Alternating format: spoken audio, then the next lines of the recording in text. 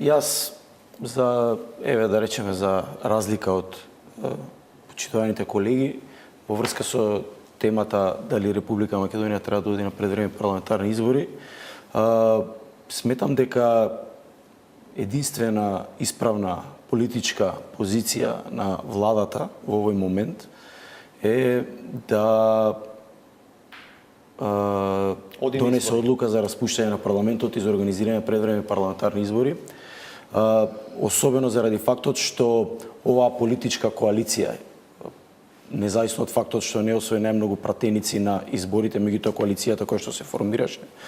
после тоа помеѓу СДСМ, ДУИ и неколку други албански партии беше формирана за да се зајакнат, унапредат и забрзаат европските и евроатлантските перспективи на Република Македонија и да се затворат клучните политички теми од аспект на билатералните односи на Република Македонија со соседните држави. Факт е дека НАТО е тука. Да, факт е дека НАТО е тука, меѓутоа истовремено доколку како сликовит пример го земеме референдумското прашање кое што гласеше дали сте за членство на Република Македонија во Европската унија и во НАТО преку ратификување на договорот со Република Грција, во тој случај можеме да кажеме дека ова представува еден сликовит пример како граѓаните Република Македонија беа убедувани дека единствено преку и на овој начин ќе се оствари една голема политичка цел. Ние не навлегуваме сега, како што претходно кога говоревме за позицијата на Франција, не зборувавме за нашите слабости, сега се абстрахираме од политичката позиција на Франција која што ја предизвика оваа состојба. Меѓутоа, имајќи ги во предвид ветувањата на СДСМ и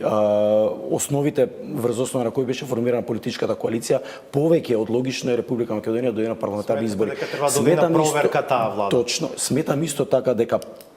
прашање на прагматична одлука на председателот на СДСМ и премиерот на Република Македонија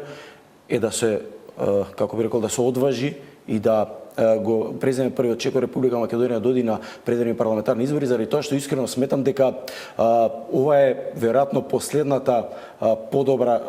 шанса во која што како резултат на едни општи разочарувања може да извади подобар политички резултат за него лично, заради тоа што сметам дека освен елементот на критика кај опозицијата има и еден елемент на сожалување и така една чувство на онеправданост кај граѓаните кои што одат на сметка на политичкиот рейтинг на актуелната влада. Кога станува збор за ВМРО ДПМН, само и со тоа ќе завршам, сметам пак од друга страна дека прагматичен интерес за ВМРО ДПМН изборите содржат што подоцна, заради тоа што со секој изминат ден политичката популарност на партијата расте, политичкото мнозинство кое што ќе се создаде ќе биде поголемо. Точно, меѓутоа може да се случи може би ситуација да завршиме независно. Сметам дека е многу важно и моите очекувања се многу големи од лидерската средба која што ја организира председател на државата Пендаровски. Заради тоа што не секогаш прагматичниот интерес на СДСМ, реалниот интерес на ВМРО ДПМН и интересите на другите политички фактори се и интереси на државата. Така што во тоа светло